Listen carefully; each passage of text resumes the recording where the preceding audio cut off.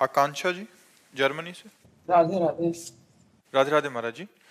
महाराज जी, हम जर्मनी में रहते हैं और आपकी असीम कृपा, प्रतिदिन की शुरुआत आपकी वाणी से ही होती है। दिन भर राधा नाम चलता है और महाराज जी हम शनिवार को कई देशों के साधक मिलकर राधा नाम की कीर्तन आदि करते हैं। महाराज जी, आके आप प्रश्न है कि जब हम किसी भी व्यक्ति या परिस्थिति में दोष दर्शन नहीं करते और हम हर प्रतिकूलता को अपना प्रारब्ध मानकर राधा नाम का आधार बनाकर सहज हो जाते हैं, तब किसी भी प्रतिकूलता में सामने वाले व्यक्ति को सही या स्वयं में ही दोष दर्शन होने लगता है। महाराज जी, अपने दुख से निराशा नहीं बल्कि दूसरे व्यक्ति के कष्टों का चिंतन ज्यादा होता है। महाराज जी, मेरी सहजता से धीरे धीरे ऐसा नहीं, ऐसा चला जाता है कि जैसे हम इनके प्रति ना द्वेष करते हैं और ना इनके प्रति हमारी अहित भावना है।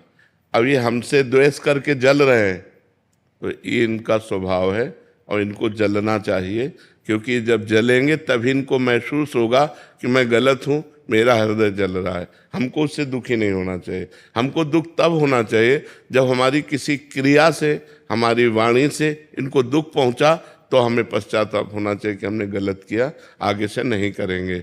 लेकिन हम स्वयं अपने रास्ते सही चल रहे हैं और कोई हमसे द्वेष करके दुख प्राप्त कर रहा है, ये उसकी बुद्धि है, हम उसको रोक नहीं सकते, उसे हम संभाल नहीं सकते। इसलिए हमें दुखी नहीं होना चाहिए। हमें बस इतना देखना है हमारे द्वारा किसी को दुख न पहुंचे। अब वो हमारे प्रति भावना करके दुखी हो रहा तो उसको हम क्या कह सकते हैं? हमारा बस नहीं, क्योंकि उसका स्वभाव उसको दुख दे रहा है। इसलिए हमको प्रसन्न रहना चाहिए। ऐसे संसार की इन वृत्तियों में नहीं फंसना चाहिए, नहीं तो आप दुखी बनी रहेंगे। जी प्रभु, ऐसा ही हो रहा है। हाँ, नहीं, आपको दुखी नहीं होना।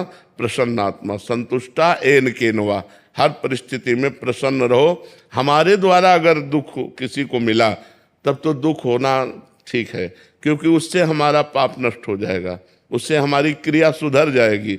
लेकिन कोई अपने आप हमारे प्रति भाव करके दुखी हो रहा है, उसमें हमारा कोई दोष नहीं। हमें प्रसन्न रहना चाहिए। बहुत से बहुत भगवान से प्रार्थना करनी चाहिए कि उसकी बुद्धि शुद्ध हो जाए। व्यर्थ में वो जल रहा है, पर हमें दुखी नहीं होना चाहिए। प्रभु, अगर हमें पता ही नहीं है कि हमारा कोई दोष है या नहीं है, हम सब कुछ ठीक कर रहे हैं और हम कोशिश कर रहे हैं कि हमसे कोई दोष ना बने, फिर भी कोई हमें बार बार प्रतिकूलता दे रहा है, हमको नहीं, तो सहना चाहिए, हमें सहना चाहिए।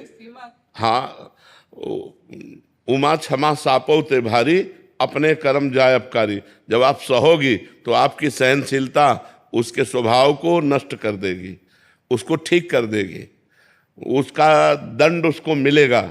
उमा क्षमा श्राप होते भारी, जो शाप होता है उससे भी अधिक बलवान क्षमा होती। आपने क्षमा कर दिया, प्रतिकूलता वो ज्यादा नहीं बढ़ पाएगा, वो नष्ट हो जाएगा, क्योंकि वो प्रतिकूलता जो दे रहा है वो हम क्षमा के द्वारा सह रहे हैं, तो ये हमारी सहनशीलता हमको बचा लेगी और उसको नष्ट कर देगी। ऐसा नहीं कि हम 4 गाली रोज कोई देता, हम चुपचाप सह रहे हैं तो 8 देने लगेगा, नहीं, वो देने लायक नहीं रहेगा। जब हम चुप रहते हैं तो उसको बहुत बड़ा दंड मिलता है। एक नाव में 50 लोग बैठे थे, उसमें एक संत अपने शिष्य के साथ बैठे थे, तो 2 पुलिस कर्मचारी चढ़े। उस समय, पुराने समय में संगीन लेके चलते थे, जिनमें चाकू पर लगी हो ऐसी राइफल लेके चलते थे। तो नजदीक गए और संत के शिष्य से कहा, और शकील तो वहां जगह नहीं थी, तो एक बूट मारा। वो नंगे पैर बैठे थे तो बूट से उनके पैर में मारा और कहा साइड हो। वो कोशिश की लेकिन जगह नहीं थी। फिर एक थप्पड़ मारा, वो कुछ नहीं बोले, क्योंकि साधु थे, शांत चुपचाप सह गए। अब नाव किनारे पहुंची तो पानी 2 हाथ जहां नाव नहीं जा सकती, तो उन्होंने राइफल को ऐसे किया और ऐसे करके छलांग मारना चाहा। ऐसा बूट फिसला कि वो जो चाकू थी उन्हीं के गले में घुस गई और वहीं मर गए। तो उनके गुरुजी ने शिष्य को डांटा, कहा अगर 2-4 शब्द बोल देते तो बच जाता, तुमने एक भी शब्द उत्तर नहीं दिया, उसका साधु अवज्ञा तुरंत भवानी, कर कल्याण अखिल के हानि। सारे पुण्य नष्ट हो गए, देखो मृत्यु को प्राप्त हो गया। उमा क्षमा सापौते भारी, यदि आपको कोई सता रहा है तो आप चुप हैं, ये चुप उसके लिए बम का काम करेगा।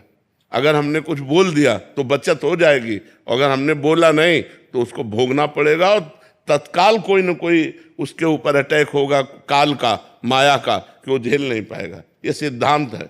अगर हम चुप हैं तो चुप रूपी ये बम उसको नष्ट कर देगा।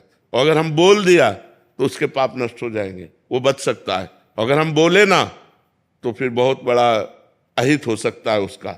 तो हम ये न सोचे कि जो हमारे साथ प्रतिकूलता, गाली दे रहा है या हमें परेशानी कर रहा है, यदि मैं इसका उत्तर नहीं दिया तो कल ये बढ़ करके करेगा, नहीं, कल करने लायक नहीं रहेगा, क्योंकि परमात्मा है ना, वो देख रहा है। अब हमारा कर्म हमको भोगना है तो बात अलग है, अगर कर्म नहीं भोगना है तो उसको दंड निश्चित मिल जाएगा, पक्का मिल जाएगा। ऐसा नहीं है कि वो ऊपर वाला देख नहीं रहा, मालिक सबको देख रहा है। अगर आप शांत हो, चुप हो और आपको कोई सता रहा है तो एक दिन वो दुर्गति को प्राप्त होगा। आप चुप होकर देख लेना, वो 2-4 दिन उन्नति दिखाई देगी, लेकिन वो ऐसा नष्ट होगा कि बिल्कुल बात समझ लो। इसलिए सहनशील उन्नति को प्राप्त होता है और क्रोध करने वाला अवनति को प्राप्त होता है। आप सहनशील बनिए।